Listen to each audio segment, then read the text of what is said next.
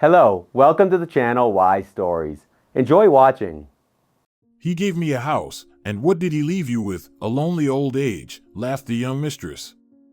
And when she came to court,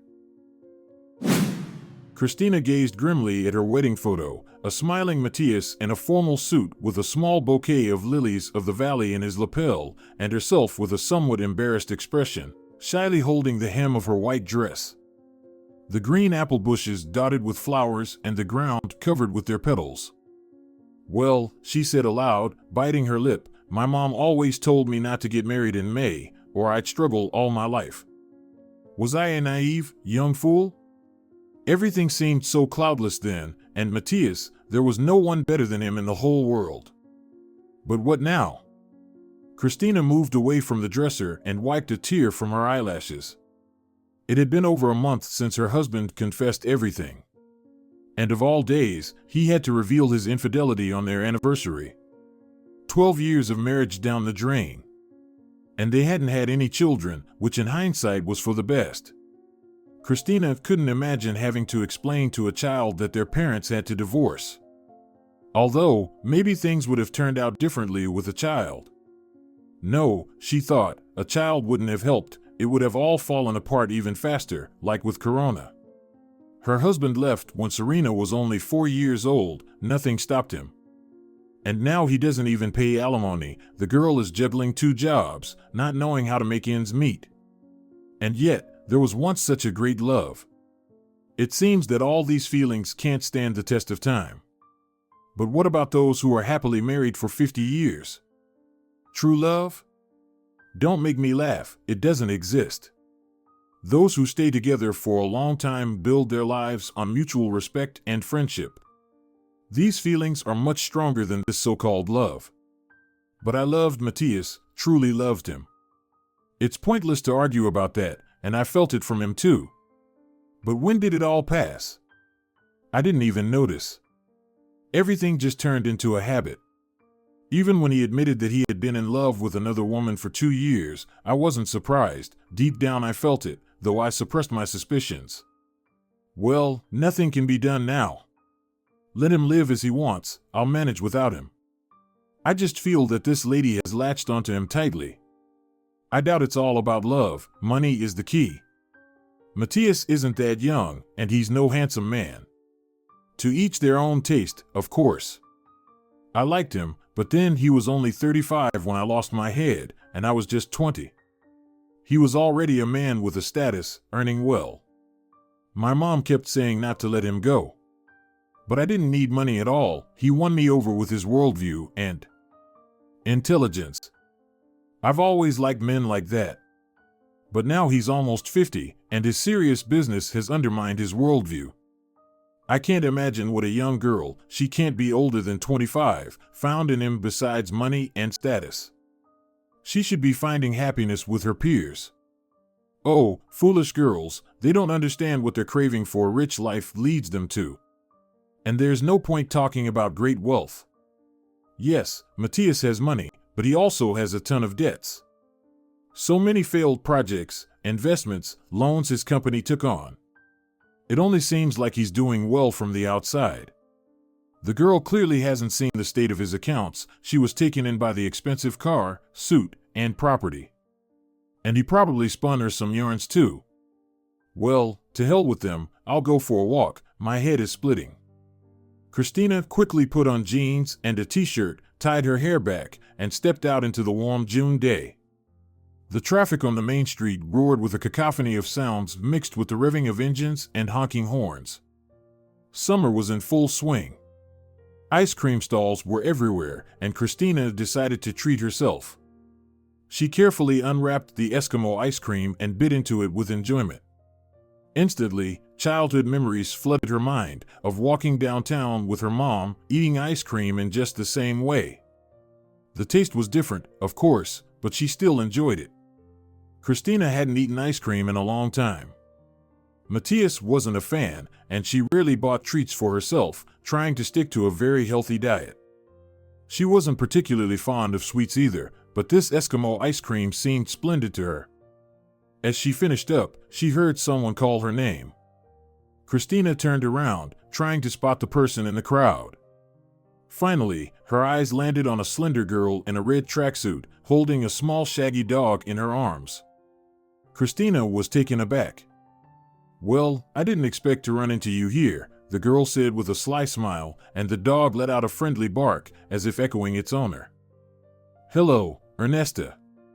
And why not? I live here, after all, nothing surprising about me taking a stroll," Christina replied indifferently to her husband's mistress. "Do you live nearby too?" "I thought you'd be busy with work," Ernesta continued. "You know, being a busy woman." "I'm on vacation," Christina answered nonchalantly. "And do you live close by as well?" "It's strange how calmly you're reacting to me," Ernesta remarked. "No, it's good. I really don't want to ruin our relationship. But still, the situation." "Ernesta, it's quite a common situation," Christina interrupted. "So what if a husband leaves his wife after so many years of marriage for a younger mistress? It's life." "I thought you might claw my eyes out," Ernesta grimaced. "It's the first time I've seen a woman react so calmly to a rival." "Well, it must be new to you," Christina replied casually. "Besides, life isn't like a TV drama. It's simpler and more complicated at the same time.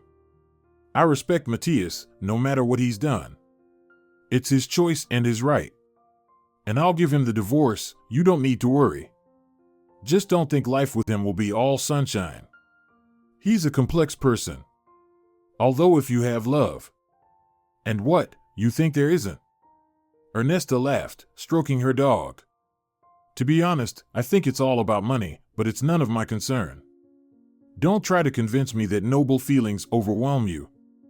I've seen a lot in life, and one thing I know for sure, when a girl is half the age of a man, sincerity isn't in question.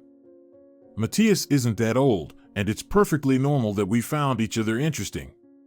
Think I'd be better off with peers? They're all dullards who don't want to build families. So you're all about starting a family?" "Of course, I want a child. I'm honing my motherhood skills with Marcel." "But you wouldn't understand, you don't have children." "I don't understand," Christina replied. "As for money," Ernesta continued, "I believe a man should be well off regardless of whether there are feelings or not, and he should prove his love through actions. In your time, romance was supposed to solve everything. Love in a cottage, isn't that what they say? But now it's different, and it's perfectly natural for a woman to expect not only romance from her beloved but also financial support.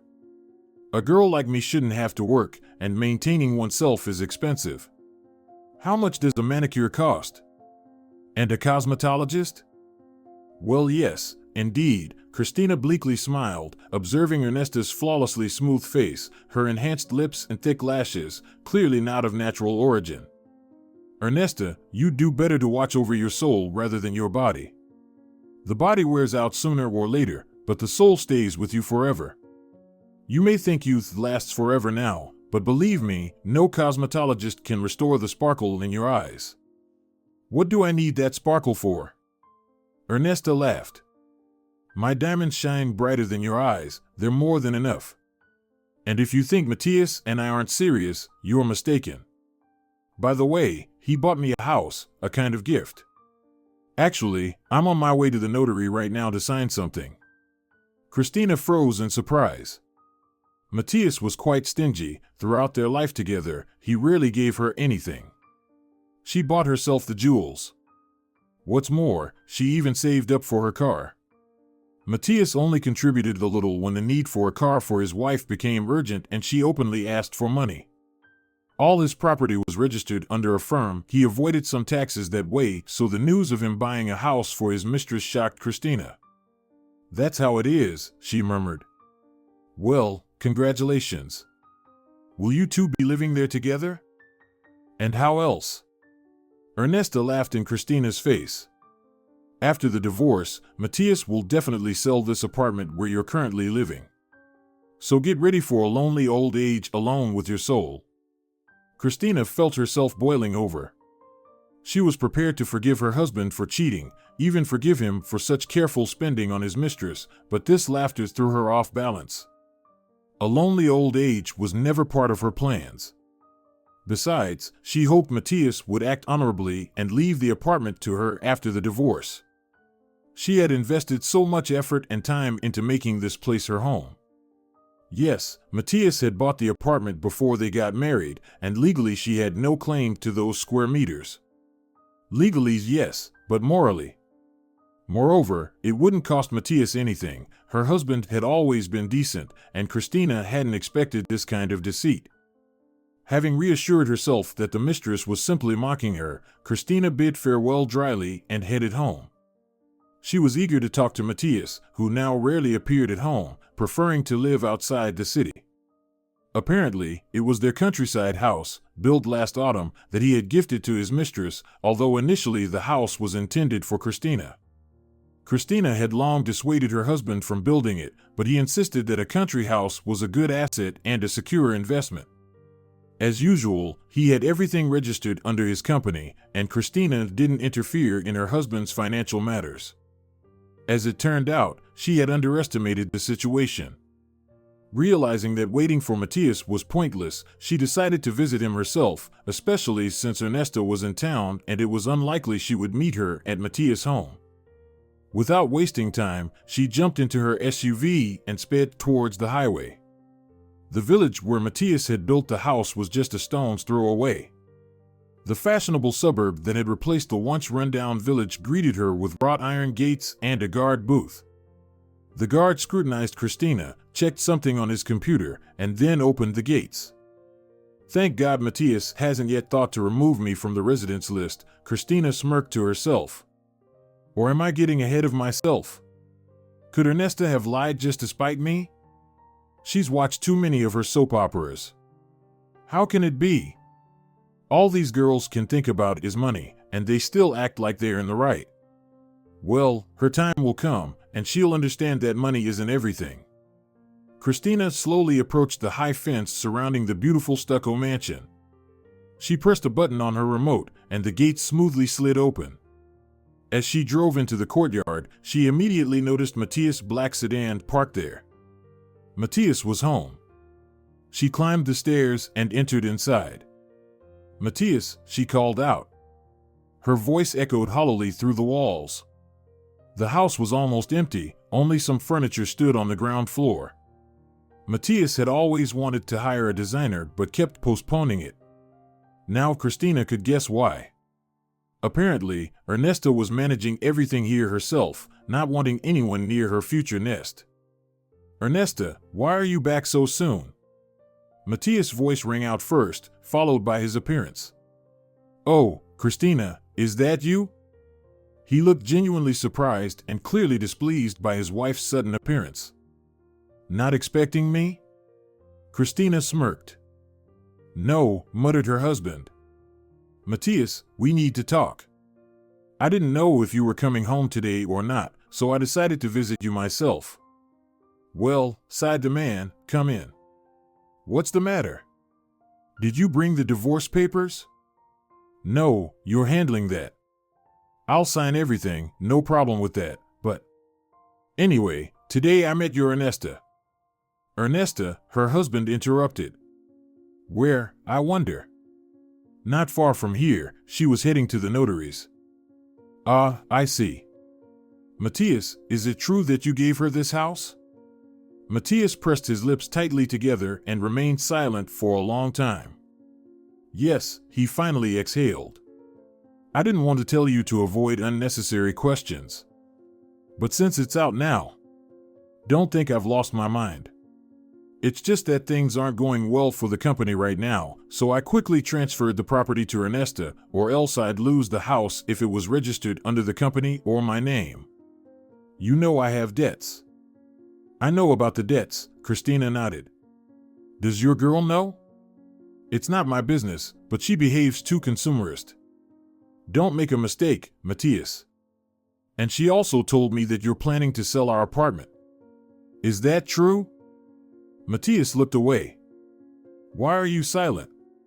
Is it true or not? You can't do this. This is our home. My whole life is tied to it. I've put my heart into every corner of it." Christina, calm down, we'll have to sell the apartment. You know by law you have no rights to it. I acquired it before our marriage. Let's not dwell on this now. If you're worried about where you'll live. I have a place to live, his wife retorted. That's not the point. You need to understand. Well, all the more reason you have a place to live. The court won't make exceptions, don't overreact. I really need money right now. I'm in a tough spot, and selling the apartment will solve a lot. Show a little humanity. What? Are you kidding me now? Christina laughed. Humanity? Me? You're practically kicking me out onto the street, and I'm the one being inhumane. Next, you'll tell me you want half of my car. Well, not half, Matthias smirked grimly, a quarter, exactly how much I invested in it. How petty you are. You won't get anything from me. I bought the car with my own money, you didn't even contribute a quarter of the amount. I was such a fool to believe all your tales, so you could quietly circumvent taxes. Were you planning all this in advance? Why did you even marry me? Christina, stop it. Fine, then, the woman jumped off the couch. If that's how it is, I'll file the papers myself today, no more delaying. Drown in your houses, apartments, cars. I hope your new girl won't take away the meager crumbs that are left. I loved you, Matthias. That's over. But I also respected you. But now you've done everything to shatter that respect with your mercenary interests. Goodbye, I'll pack my things today, and I'll bring the key to your apartment to your office later. Leave it with the receptionists. And don't ever call me again. It's all been said and done, there's no point in dwelling on it. Christina stormed towards the exit with quick steps and slammed the door loudly. She wanted to destroy everything here so Ernesto would suffer cleaning it up later, but the door was sturdy unlike Christina's own nerves. The phone rang in the morning. Christina peeled open her sleepy eyes and, squinting with one eye, tried to figure out where her smartphone was. The sound was coming from somewhere in the closet. Damn, she cursed, I left it in my bag and tossed it in there. Raven. Ugh, I really don't want to get up. Who's even calling? I'm on vacation, can't even get a proper rest now. The phone continued ringing, indicating that the person on the other end wasn't going to give up. She'd have to get up.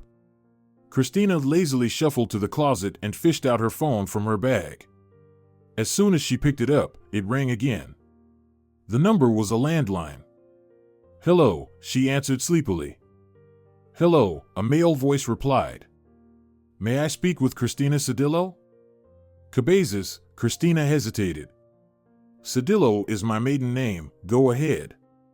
I apologize, that's how it's listed in my documents. My name is Mr. Gregorio, I'm a lawyer.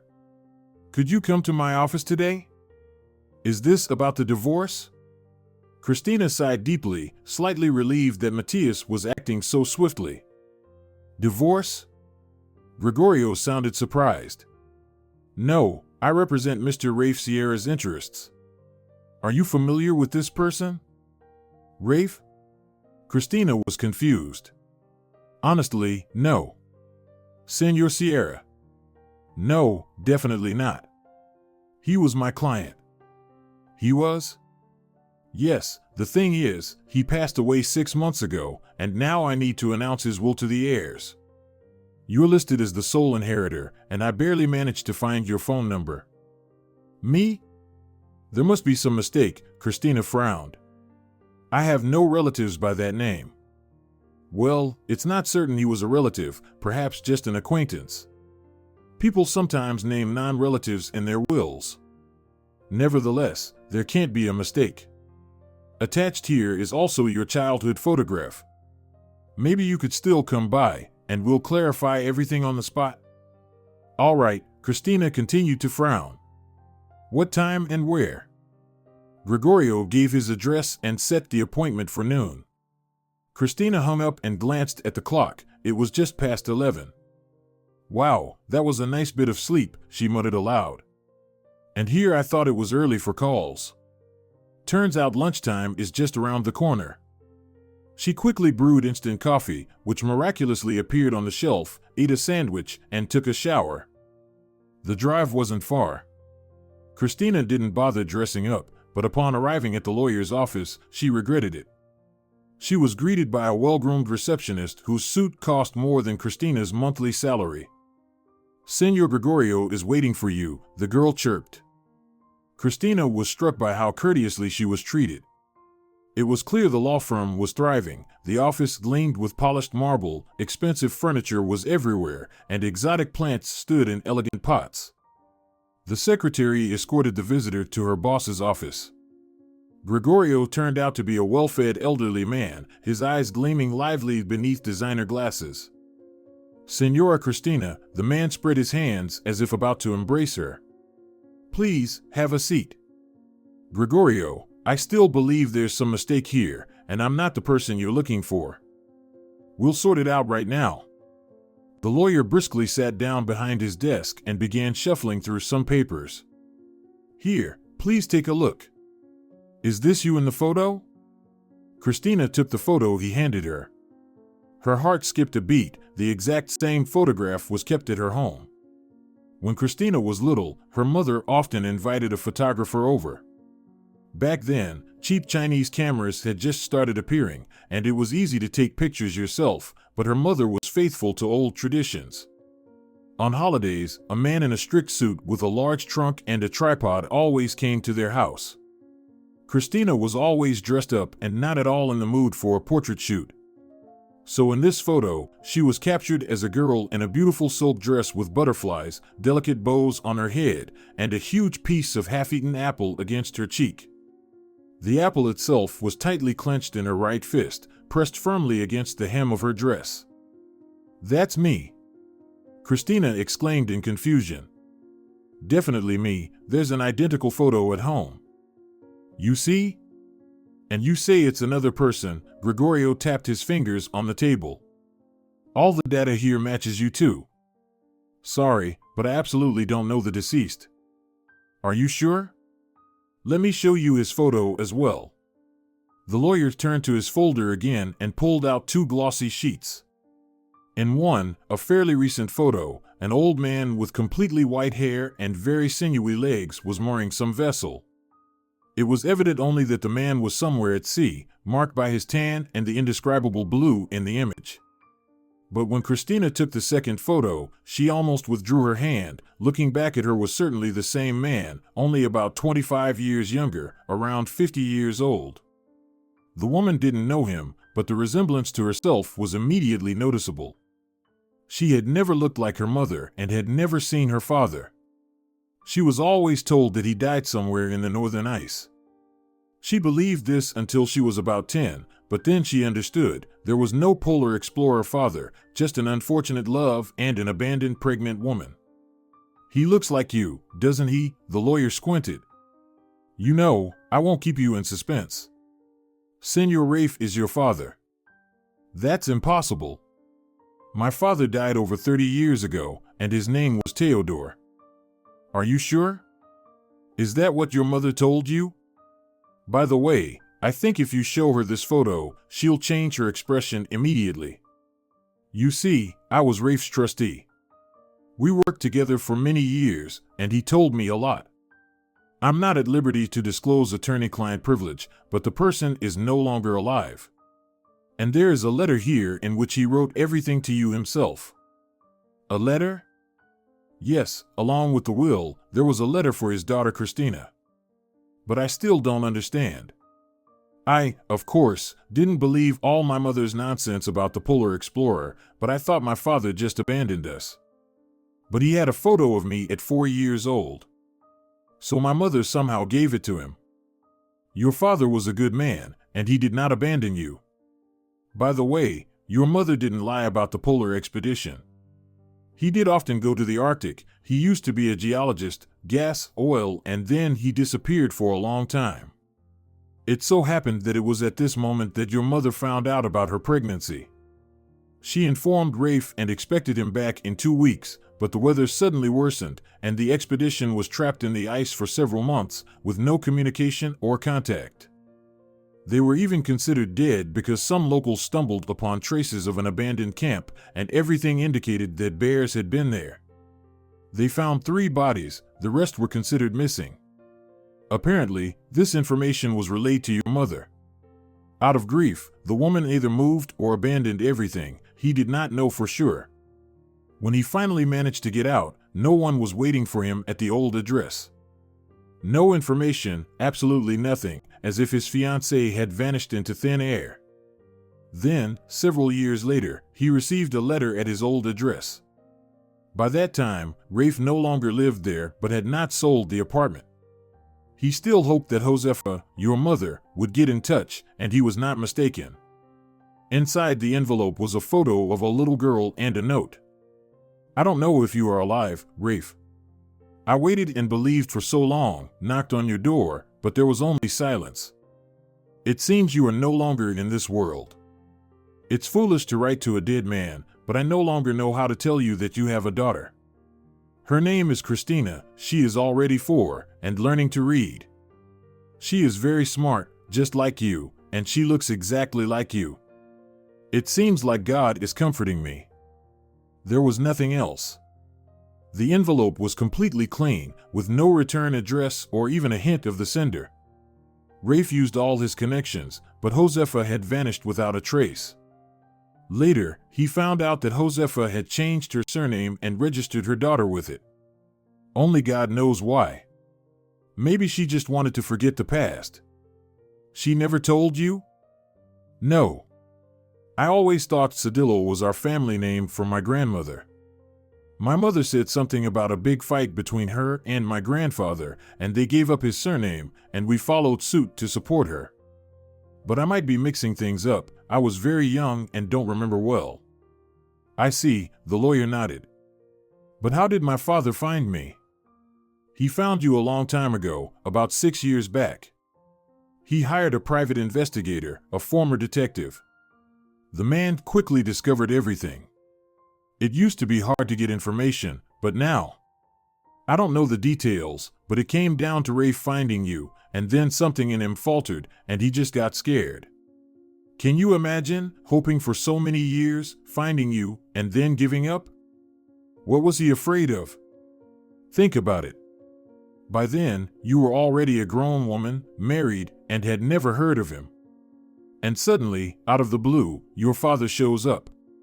So what?" Christina was surprised. "What difference does it make how many years have passed? He wasn't at fault for what happened. And my mother is something else. Christina, you see, we are all different, and what is simple for you can be worse than death for another." Rafe was very worried. He prepared to meet you many times, but always postponed it.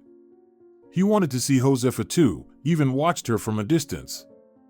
He also wanted to reach out through me, but he always stopped at the last moment. Don't judge him. Senor Gregorio, honestly, I am in shock. What did he die of? His heart, quite mundane. Although he kept himself in shape until the very end, he was passionate about yachting. He wrote his will back when he found out everything about you. His personal life never quite worked out. He was a one-woman man. There were women, of course, but nothing serious. They were attracted to his money. Was he rich? Christina asked, feeling embarrassed. By today's standards, he was quite well off. He worked in the oil and gas industry, a high-class specialist, always invited abroad. Later, he got into securities after retiring. You'll see for yourself soon. I suggest we proceed with the reading of the will. Wait, Christina interrupted. Can I refuse, if anything? Refuse the money? Are you worried that your father had debts? No, not at all. It's just that I'm scared to even know what's in there. It doesn't feel like it's mine. Honestly, it sounds a bit absurd, like I've stepped into a movie, an inheritance, a lost father, immense wealth. You are free to do as you wish. I am obligated to fulfill the deceased's last will and acquaint you with his decision. If you refuse, the money will go to charity, but I still believe you should accept it all. Rafe hoped for almost 30 years that he would one day meet his daughter, from the day he found that photo in the mailbox. And he worked only for you. Christina, believe me, I know what I'm talking about. He was not only my client, but also a close friend. I see, Christina said. All right then, read it. The lawyer summoned some people, presumably his assistants, and opened the envelope containing the will in front of everyone. Mama, are you home? Christina shouted, opening the door to her old apartment. Why didn't you lock it again? How many times do I have to tell you? Oh, darling, Josefa exclaimed, wringing her hands and wiping them on her apron. Don't scold me, I forgot. And you're just in time, I'm making a casserole. You could have at least warned me. Mama, we need to have a very serious talk, and you might want to sit down for this. What's the matter? Did something happen? Josefa sat on the edge of the couch, folding her hands on her lap and fiddling with the apron string. I just came from a lawyer. Oh, are you here to talk to me about the divorce? Don't worry, let your Matthias live as he wants. He ruined your life, and you never gave me grandchildren. I always told you to marry only for great love, and if there's none, there's no need to rush into anything. Mama, this isn't about the divorce. By the way, did you love my father? Your father? Yes, my father, the polar explorer.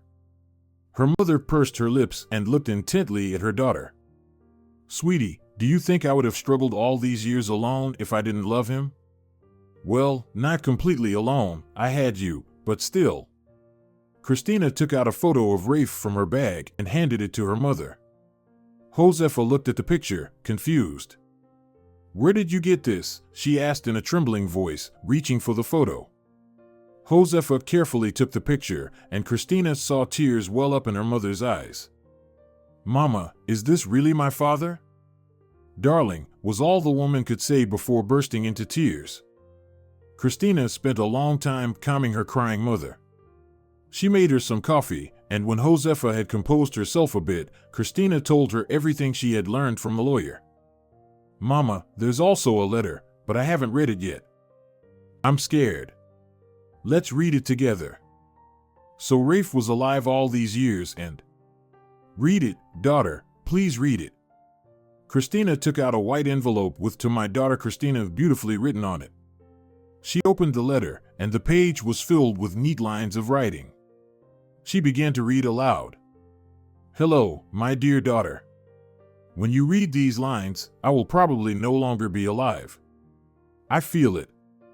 I understand that I don't have the strength or courage to meet you. I have tried for many years to find you, but it was all in vain.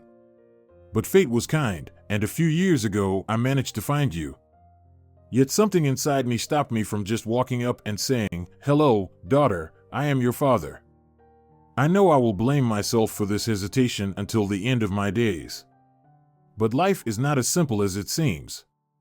Once, your mother and I loved each other very much and eagerly awaited the birth of our wonderful child. But there's a saying, if you want to make God laugh, tell him about your plans. That's how it was for me. Over 30 years ago, I often traveled north for work. That expedition turned out to be fateful. We got caught in a terrible storm.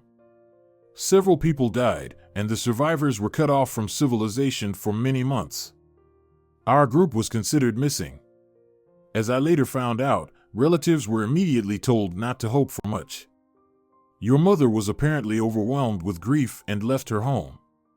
I searched for her for a long time, but it was all in vain. Nowadays, finding someone is easy, but back then, times were different.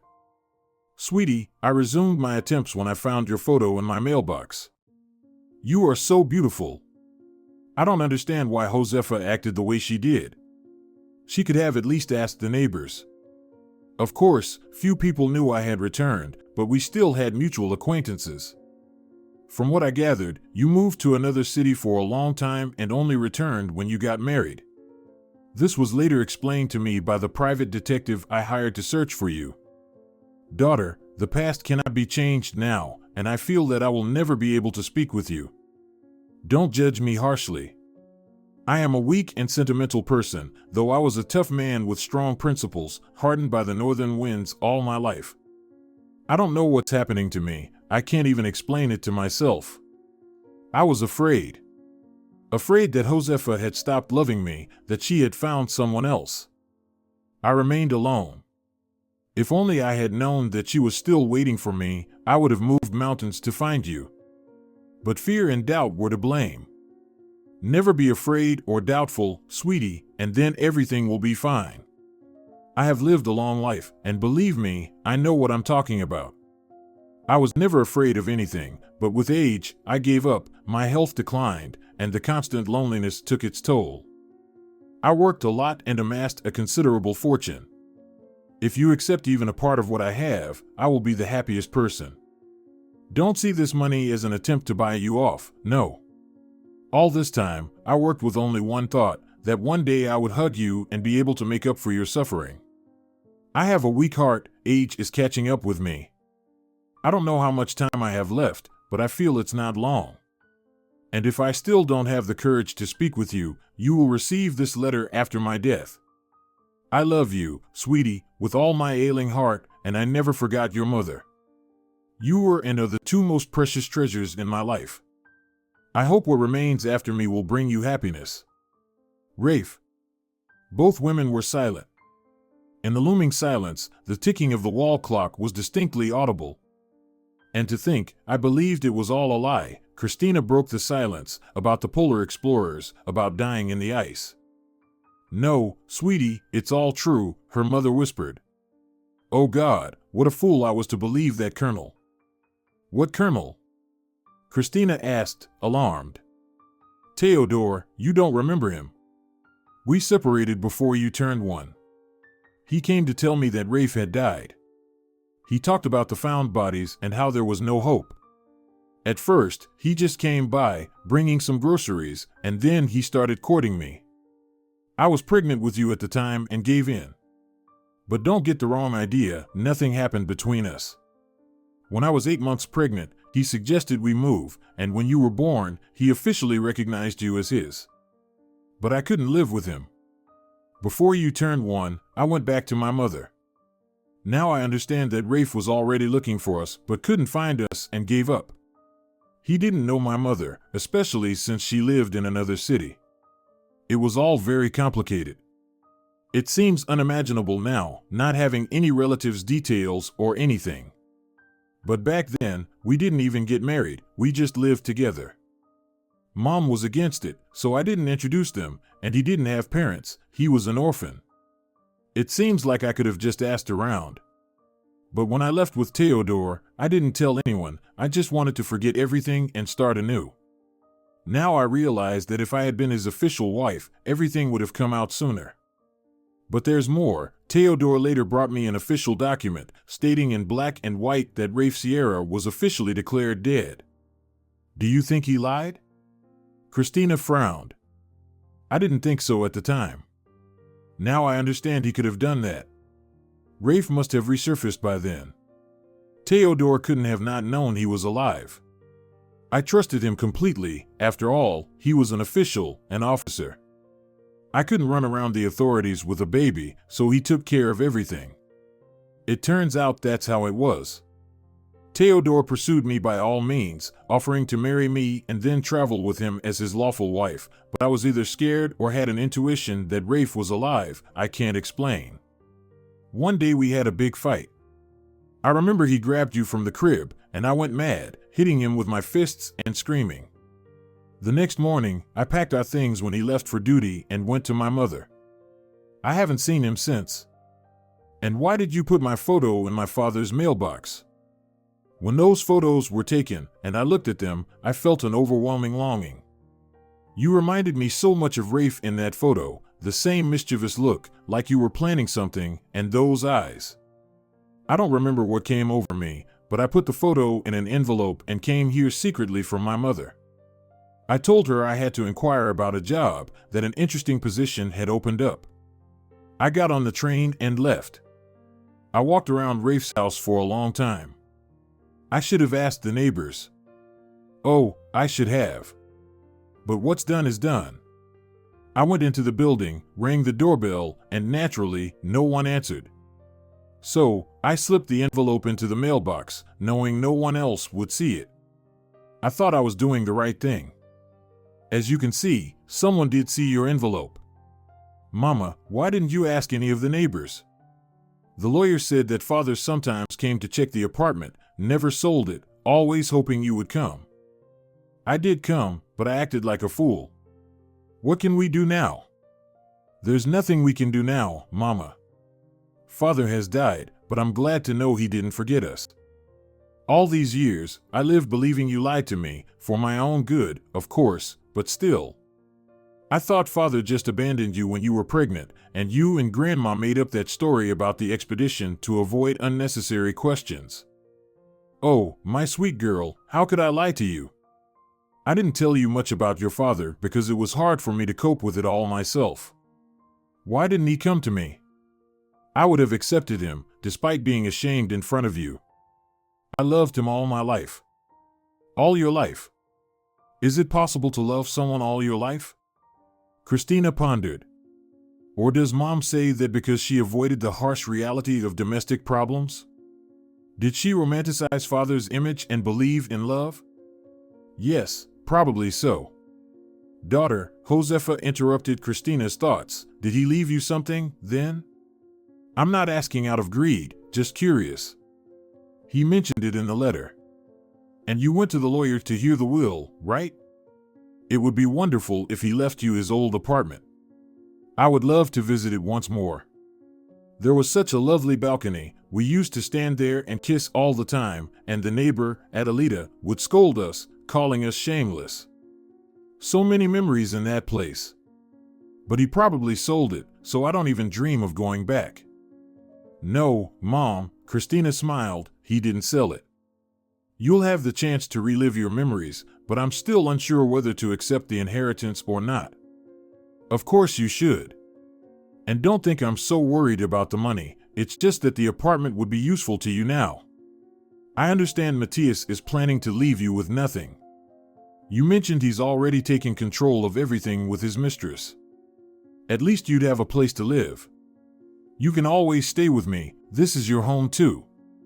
But you need to build your life further, and it's not convenient to do so with your mother right beside you.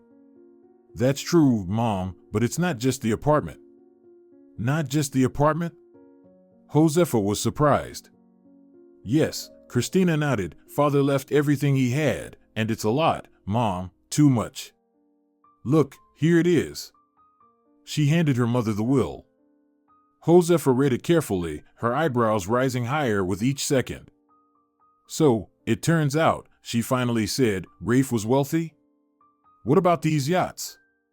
The lawyer said father was passionate about sailing. He had 2 boats in Valencia and 1 in the Netherlands. He even went on a round-the-world trip. Wow, Josefa shook her head. Who would have thought? Christina, it's a fortune. Are you sure it's all true?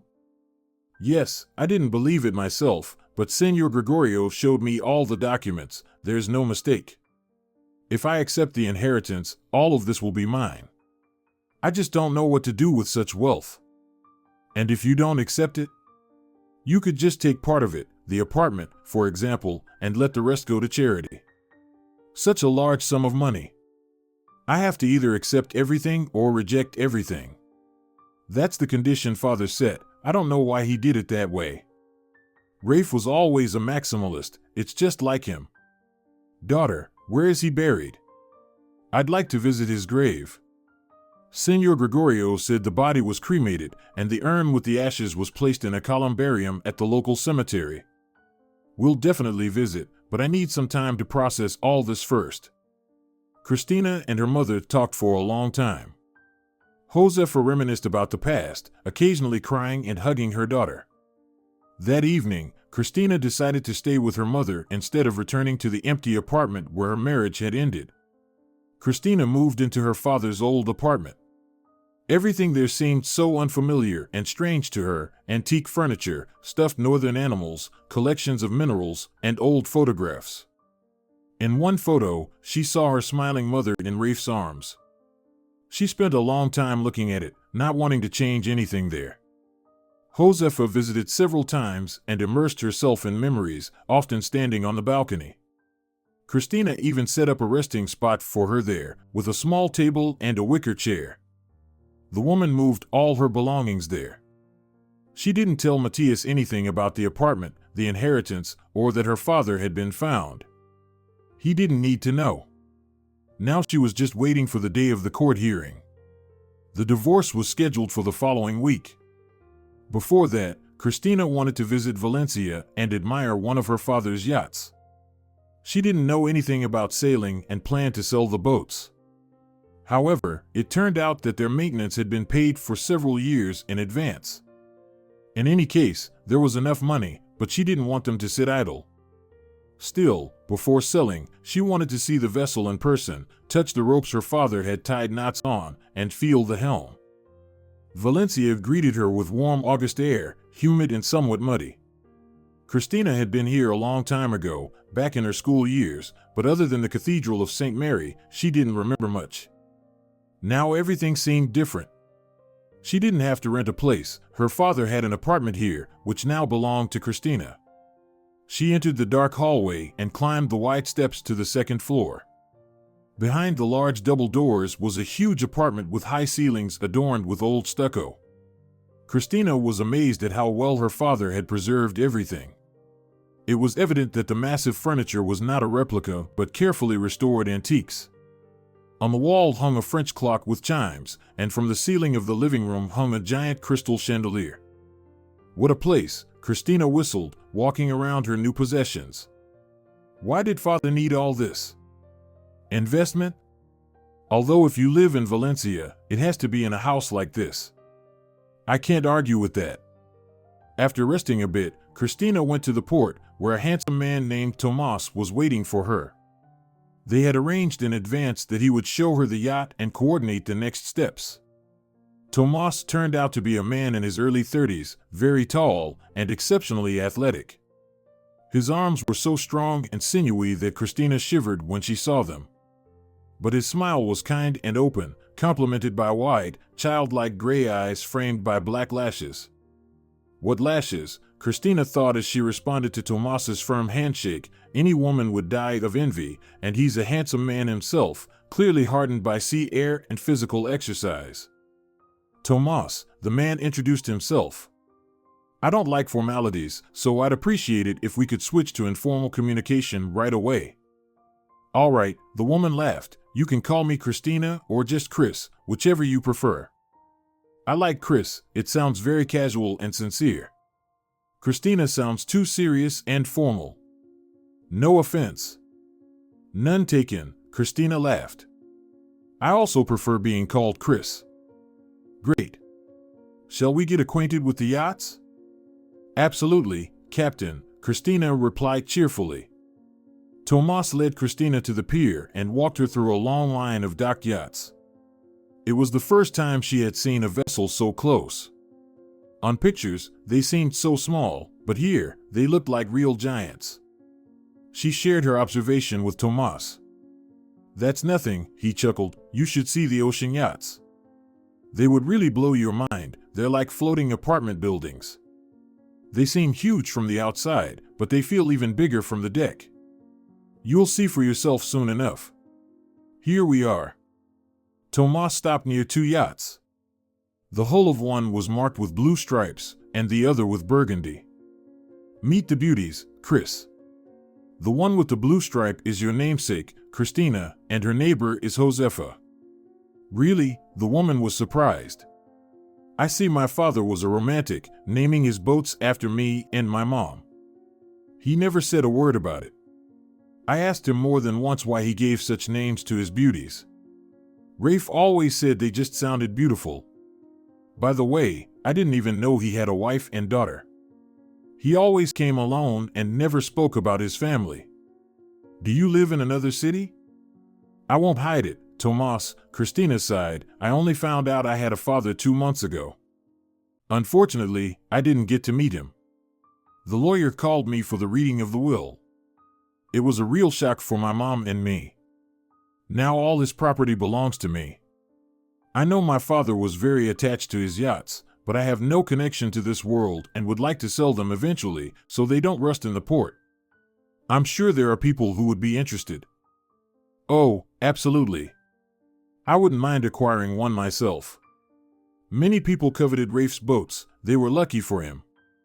Not only did he personally oversee every step of their construction at the shipyard, but he also won several regattas with them. And in the Netherlands, he has a real ship named Polar Bear. He even went on a round-the-world trip on it, not alone, of course.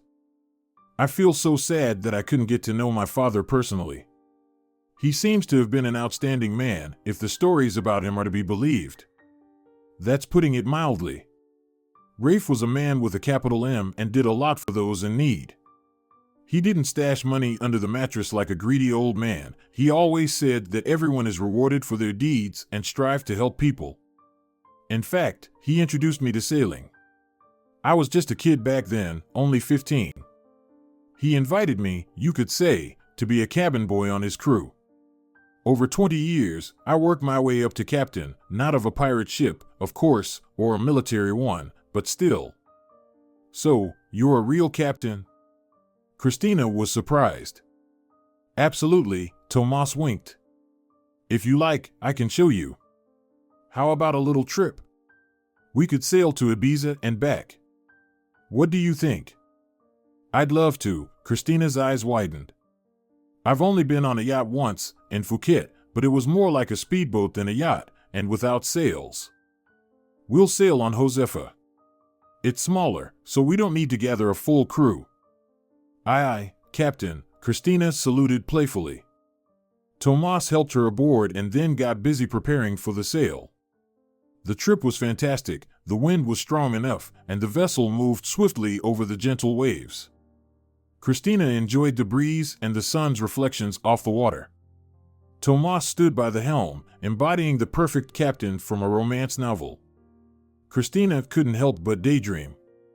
She imagined herself next to him, tenderly hugging his strong torso and holding onto a lace hat. The yacht circled the island and headed back to port. Stepping onto land, Christina felt a pleasant, light dizziness. She thoroughly enjoyed the short trip. Now, do you understand why your father was so passionate about this sport? Tomas smiled. Absolutely, Christina admired. One trip was enough for me to want more. So, maybe you won't sell the yachts? You can afford not to work and do whatever you want now. I think Rafe would be happy to know that his daughter followed in his footsteps. Well, Christina drawled, there's a difference between entertainment and a real passion. I haven't decided what I want to do yet. Honestly, I wouldn't want to lead an idle life. My husband earned well, but that never motivated me to quit working. So, you're married, Tomas said, a bit disappointed. I thought a girl as awesome as you couldn't be single. I'm getting a divorce, Christina replied with a sigh. My marriage is over, and I'm starting a new chapter. Tomas's face brightened. Well, in that case, maybe we can go sailing again sometime. I'd love to show you more of what your father loved so much. I'd like that, Christina smiled. Thank you for today, Tomas. It was truly wonderful. Thanks for calling me a girl, Christina laughed, but I'm already a grown woman.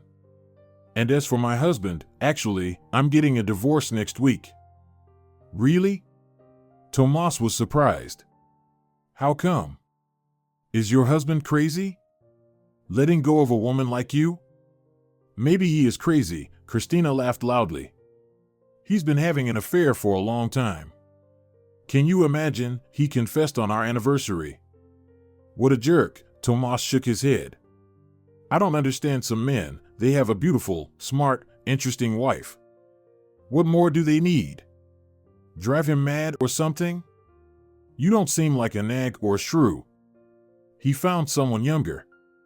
It's the usual story, a man nearing 50, bored with his wife, spots a 20-year-old girl on the horizon, and off he goes like a dog chasing a bone. Someone younger? How old are you? I wouldn't have guessed more than 27. It's impolite to ask a woman her age, but... I'll be 33 soon, Christina interrupted him. And I'm not ashamed of my age.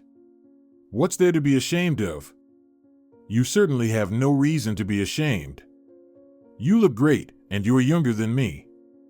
I guess that makes me an old man. An old man? Tomas, are you kidding? Christina looked at him reproachfully. I never even considered Matthias an old man, and he's 15 years older than me. Got it.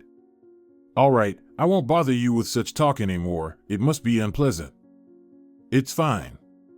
I've let it go. At least my husband confessed honestly, though he didn't handle it in the best way.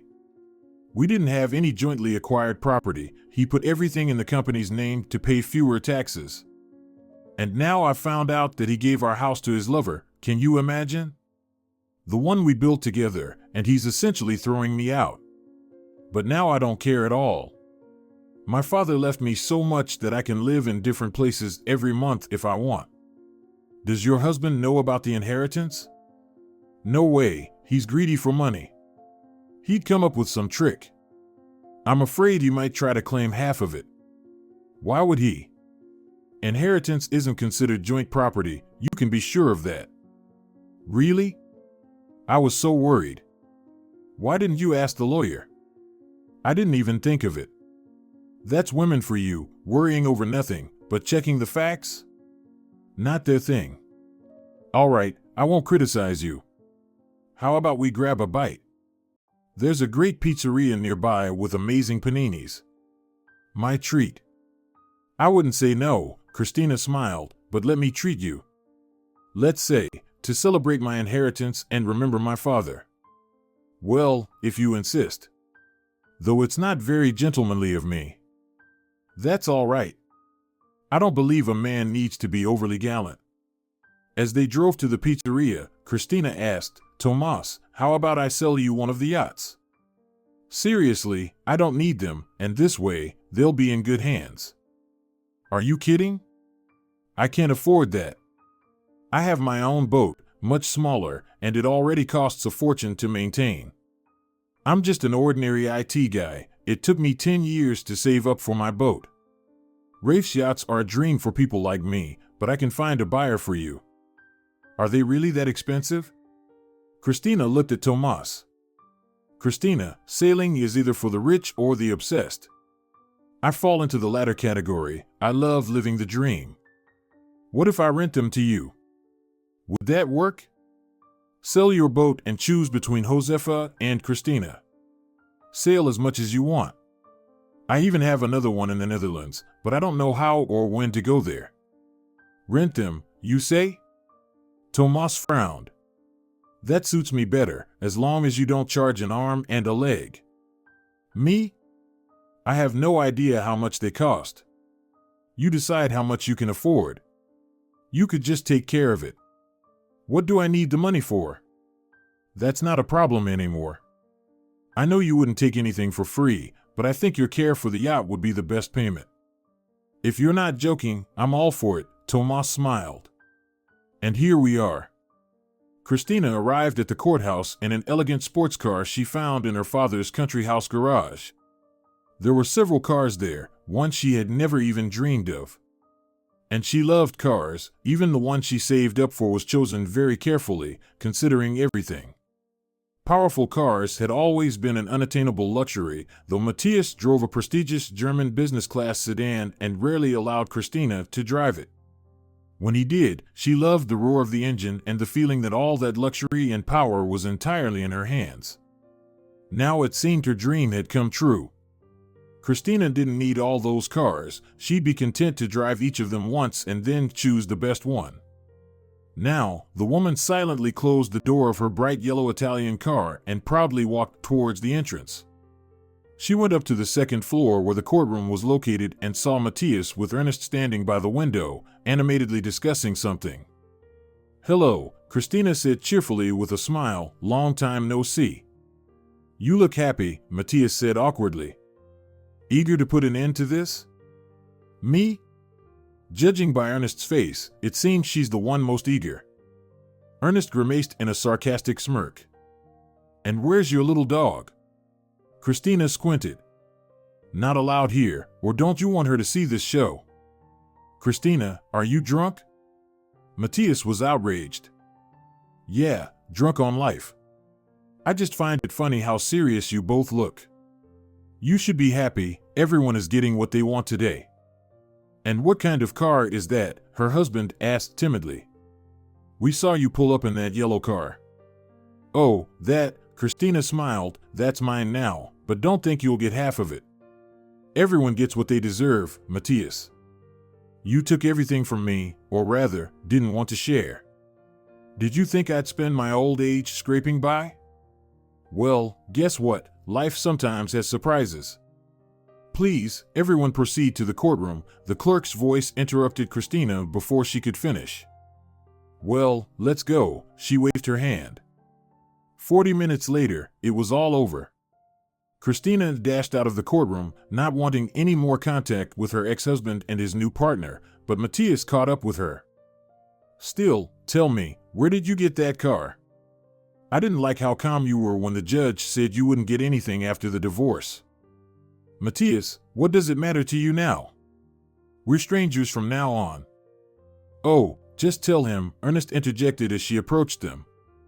I'm curious too. The car is top-notch. Want a ride? Sorry, I can't, it only has 2 seats.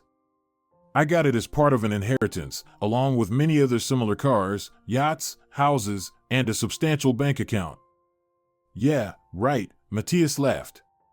From whom? Did a rich uncle in America die? Don't believe me? I don't care. We have nothing in common anymore, and I won't be giving you any details. By the way, Ernest, Christina looked intently at her rival. You two are together out of great love, right? So this shouldn't matter. What are you talking about? Matthias asked nervously. About your debts. Your chosen one, Ernest, isn't as wealthy as he appears. All of it, the car, the house, the suit, the watch, just a facade, pitiful remnants. Ask how much his company owes to creditors. And Matthias, when you dig up information about my inheritance, and you will, I know, don't come crying to me and begging for money. From this moment, forget I exist and don't try to contact me. Understand? Everyone makes their own choices and deals with the consequences. Christina turned sharply on her heels and ran down the stairs. Christina sped down the highway in her bright yellow car. Her heart was pounding, but it wasn't due to the euphoria she felt. She experienced an indescribable sense of freedom. A freedom she had never thought about or dreamed of. Only now did she realize that she and Matthias had been disconnected for many years. Their marriage had turned into a dull habit, held together by a stamp in their passports. Love. To hell with love, she thought. You need to love yourself first and foremost because you are the most valuable thing in your life. Why waste your energy on other people? Sure, there are parents and children, but that's a different kind of love, unconditional. There's love for friends, nature, good food, that's all different. Love is the universe, wholeness, harmony, and until you have that within yourself, the world will keep throwing one unpleasant surprise after another. And there's no point dreaming of a perfect prince who showers you with flowers at first, only for you to end up buried under a pile of their dirty socks and constant reproaches. So, what now? Be alone? Buddhists believe that a complete person can thrive in solitude, but it's boring to live that way. Although I have plenty of money now, I can do whatever I want, travel the world. Matthias and I only went to standard resorts. I'll go to Africa, so many countries there with different cultures, and I've always dreamed of visiting Asia. Yes, and I must see my father's ship in the Netherlands. Maybe Tomas is right, I should try sailing. The sea can help distract from all these trivial thoughts. What's holding me here? Mom? No, she'd be happy if I didn't sit at home. And I can always invite her along, though she probably wouldn't go, she's such a homebody. What else? Work? Not a strong argument. What's there for me at that design bureau, just wasting time? I'm fed up. And the vacation fell apart with this divorce. It's settled, I'm quitting. How long is the notice period? 2 weeks? I'll go back to the office and submit my resignation immediately. That's exactly what Christina did. She went to the bureau the next day and went straight to her boss. Senora Beatriza, she confidently entered the office. Please sign this. What is this? The boss asked, peering over her glasses as she took the resignation letter from Christina. I'm quitting. What do you mean, quitting, Christina? What happened? Senora Beatriza looked at her in confusion. Nothing happened. I just realized that I need this. The divorce and everything. Well, people get divorced often, but why quit immediately? How will you support yourself? Your ex-husband won't be providing for you. I have enough to live on, Christina smiled. My father left me a large inheritance. I could never work again if I wanted. I just need to find myself again. I've been living in some kind of illusion for 12 years, losing my own identity. Is that so? Well, I won't try to dissuade you, but I must say we hate to lose a specialist like you. Think it over. By law, you need to work another 2 weeks. Maybe you'll change your mind. I'll work the 2 weeks, but I won't change my mind. I've made my decision, Christina said confidently. All right, Christina, but I'm very sorry. You've really shocked me. I'll sign it, but I hope you reconsider. Christina didn't change her mind. She worked the remaining 2 weeks, finishing all her ongoing projects. She didn't want to leave any loose ends. The time flew by, and her last shift was over. She greeted the new morning feeling completely free from her past. In September, Christina decided to go back to Valencia. She didn't tell Tomas in advance. She wanted to surprise him. She arrived at the port early in the morning straight from the airport.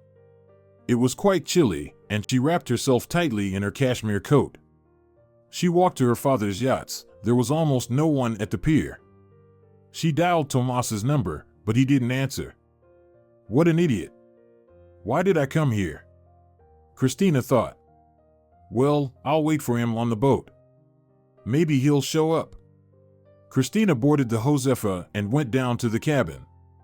The flight had taken its toll. She lay down on the bunk and fell asleep almost immediately. She woke up to someone shaking her shoulder. She grumbled, trying to open her eyes. Standing before her was a smiling Tomas. I thought some tramp had broken in and was making themselves at home, Tomas laughed. Chris, how did you get here? I called you, but you didn't answer. Then I fell asleep. I didn't mean that.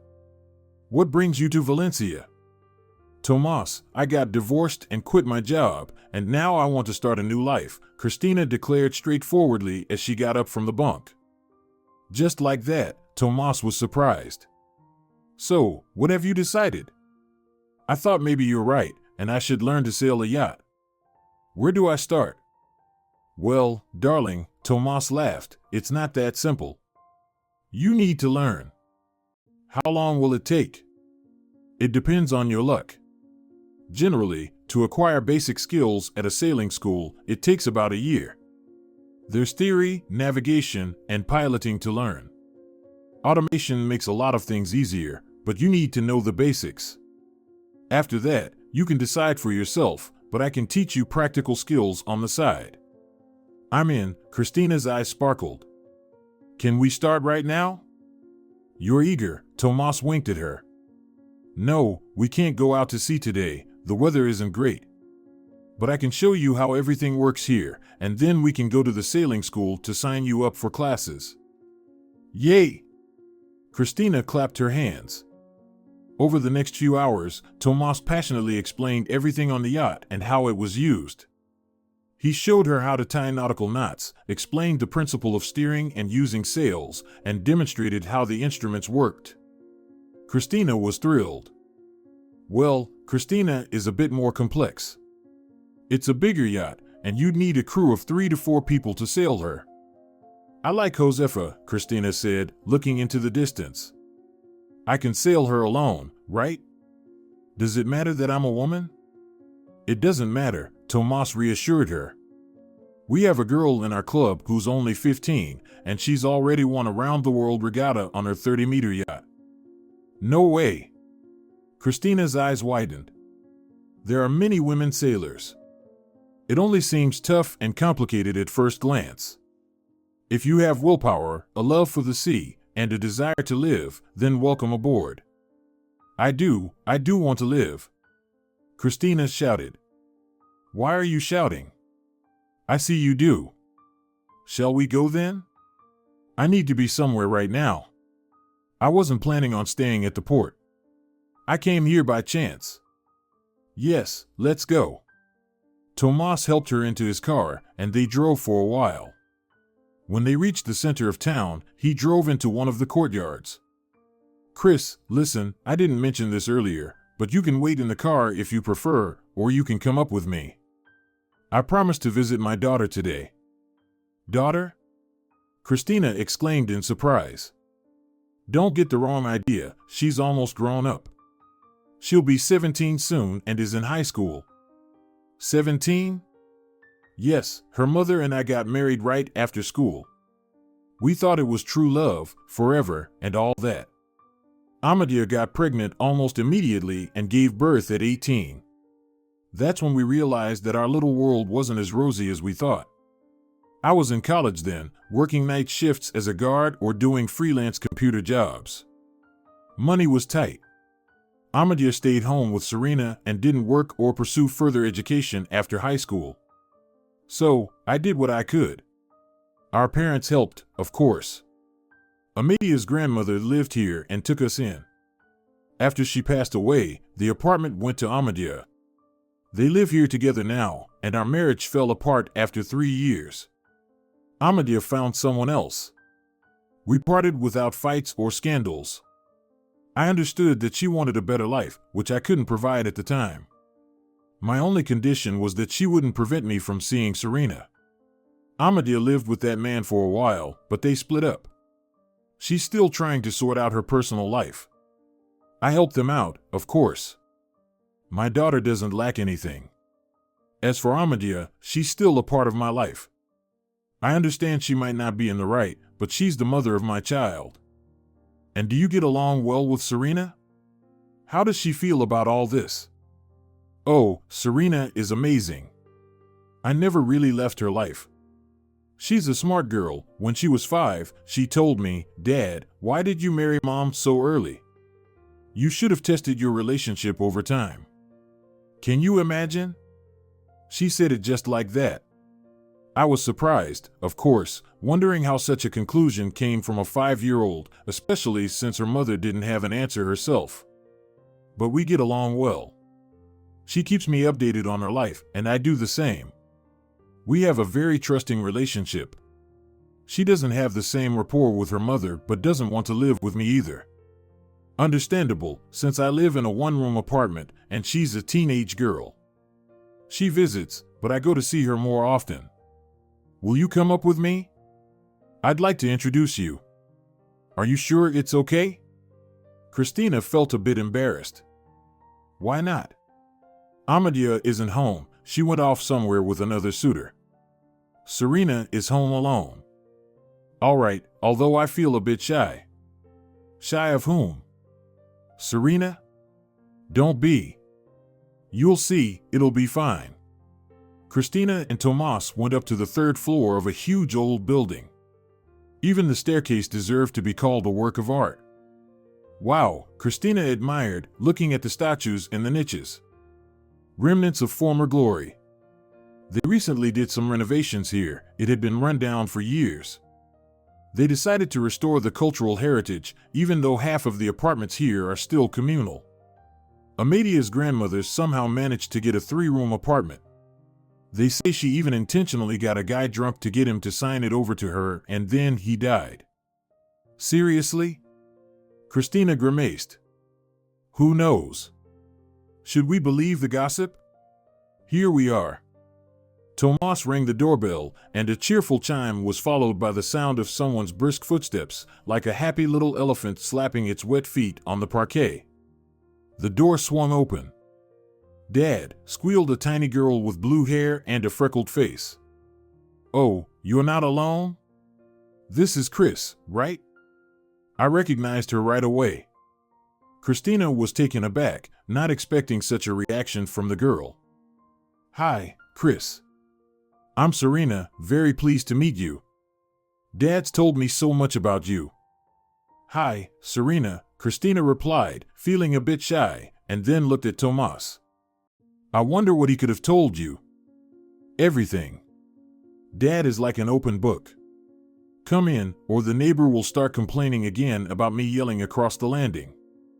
Has your mom returned yet? Tomas asked his daughter. No, not yet. She'll be partying with her Abdullah for at least another week. I tell her, Mom, calm down, stop searching for happiness. Focus on your nail business. But no, she's stubborn and goes crazy over these men. And what do?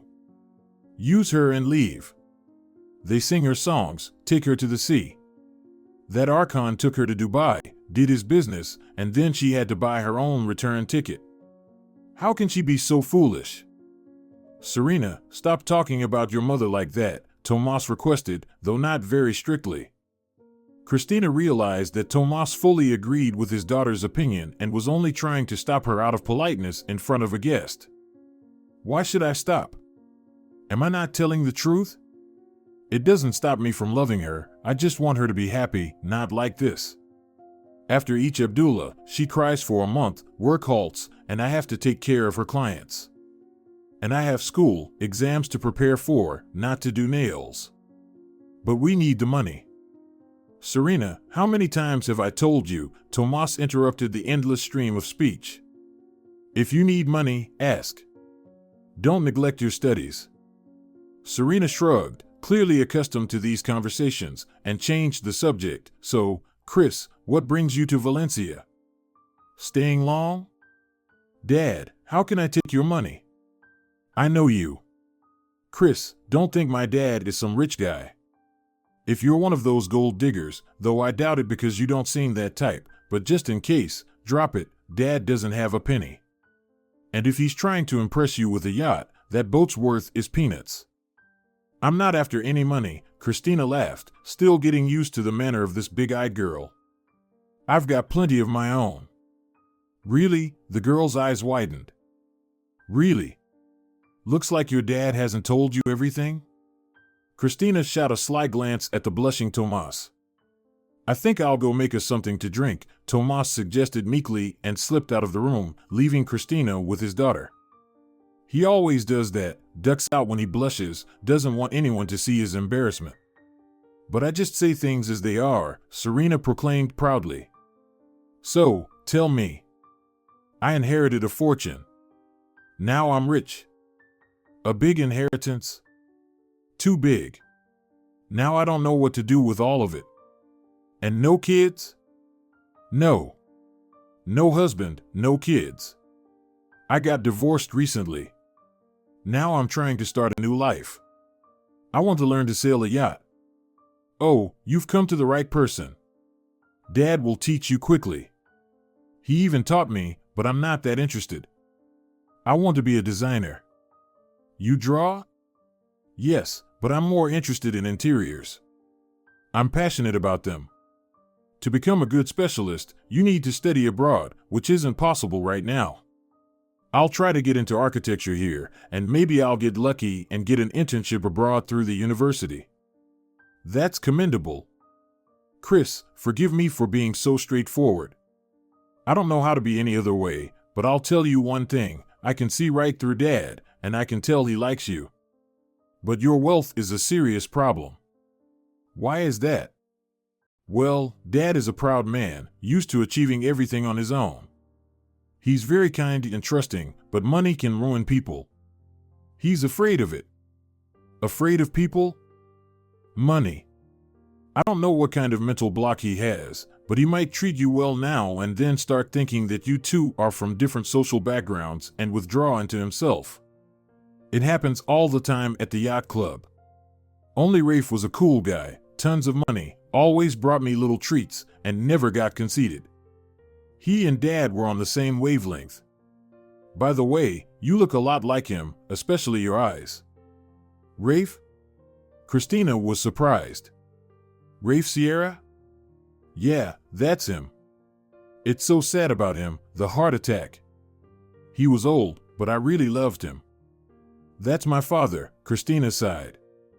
No way? Serena's eyes widened. So, you inherited his entire estate. Wow. Listen, how do you feel about my dad? Because he might have built up some fantasies, and it could be different in reality. I don't want him to get disappointed. He's had bad luck in his personal life, even though he's such a great guy. I don't even know, Christina pondered. I like him a lot as a person, but we've just met. I hadn't even thought that he might have feelings for me. He definitely does. I haven't seen his eyes light up like this in a long time. Really? Christina felt herself blushing. The girl's words touched something deep inside her. Think it over carefully. You're well off now, you can do anything. But don't play with my dad. He's very sensitive, even if he seems tough. If you don't have feelings for him, let him know right away so he doesn't build castles in the air. All right, Christina nodded. I'll think about it. I'll tell you a secret, Dad hasn't been with anyone for 4 years. I don't know how he manages, but he gets by. He's not the type to just have a one-night stand and then leave.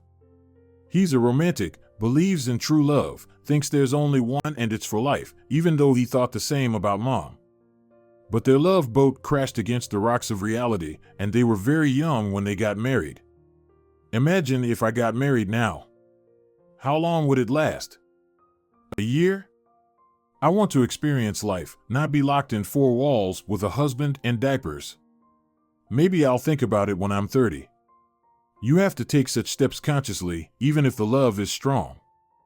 Wow, usually girls your age dream about princes. They dream about money.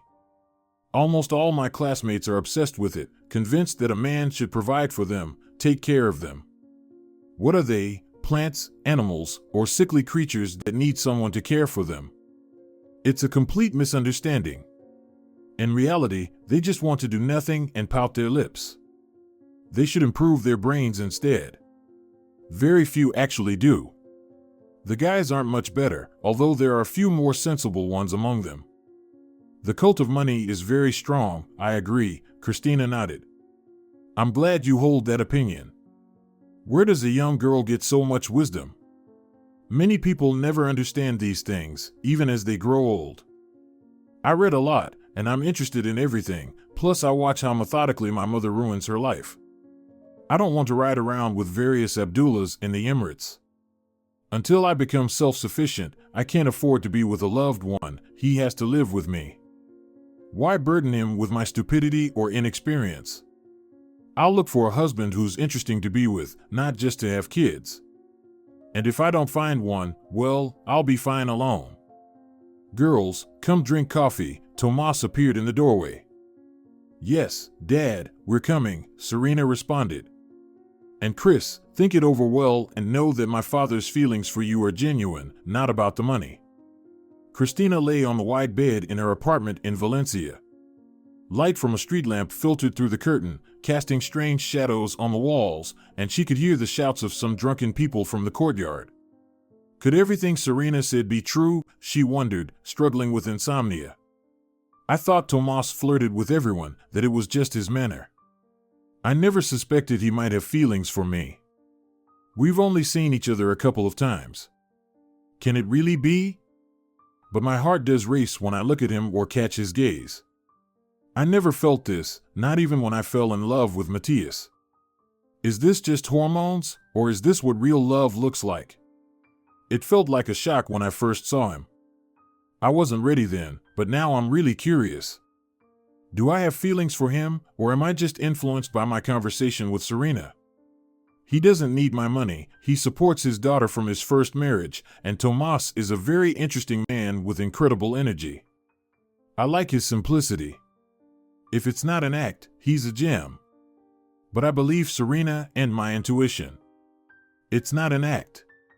There are genuine people, even though it seems like everyone's a greedy hypocrite. Maybe I should try to get to know him better. I won't impose, but I can experiment a bit. He's going to teach me how to sail until the end of the sailing season. Right? So, we'll get to know each other better and see what happens. Christina didn't notice when she fell asleep. In the morning, it was pouring rain. Tomas said there was no point in going to the port and invited Christina to his place. She agreed, and they planned to meet in the evening. Christina felt very nervous. She wanted to make a good impression on Tomas, so she went shopping for a beautiful dress.